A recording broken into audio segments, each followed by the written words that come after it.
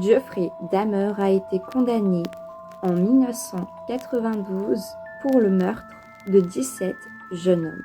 Jeffrey Dahmer a été surnommé le cannibale de Milwaukee. Cet homme, dont la folie interrogeait même les psychiatres qui ont eu l'occasion de le rencontrer, était parvenu au sommet de l'échelle.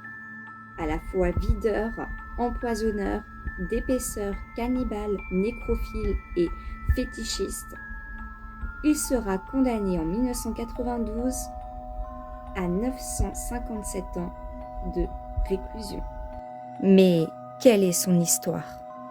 Né le 21 mai 1960 sous le signe du Gémeaux, Jeffrey Dahmer a passé les premières années de son enfance à Milwaukee, une ville américaine située dans l'État du Wisconsin.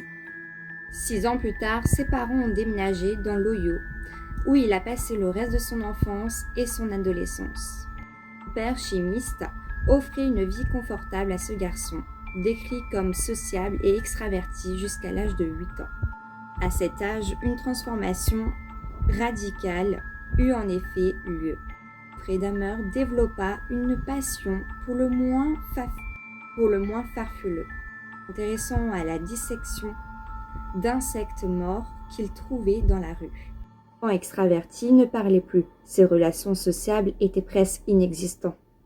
Cet intérêt pour la mort a continué en s'intensifiant.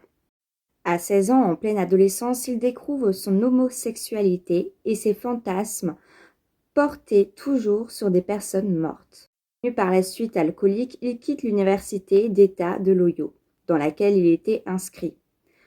Son père le força alors à s'engager dans l'armée, d'où il finira par être renvoyé. Le premier meurtre de Jeffrey Dahmer.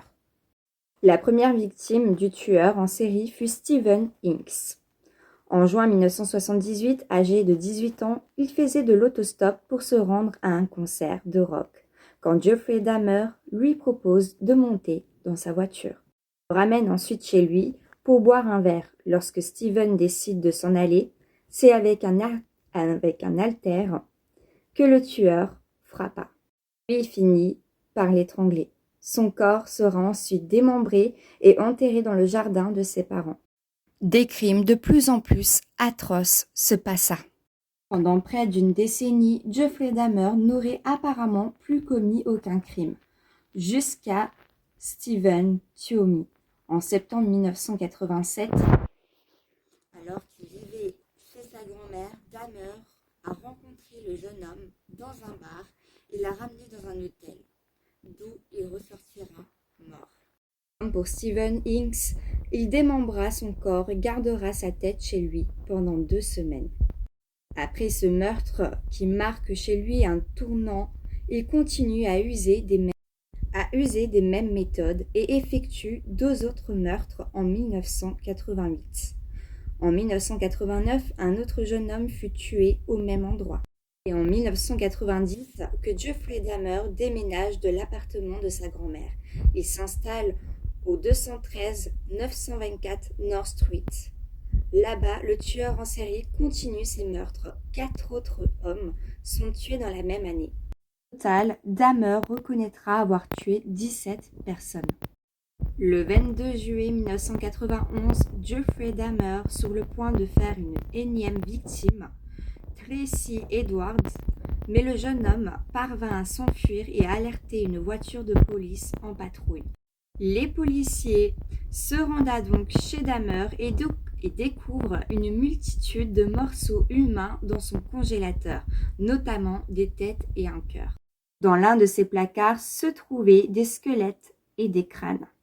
En 1992, Jeffrey Dahmer est finalement condamné à une peine de 957 ans dans la prison de Columbia à Portage.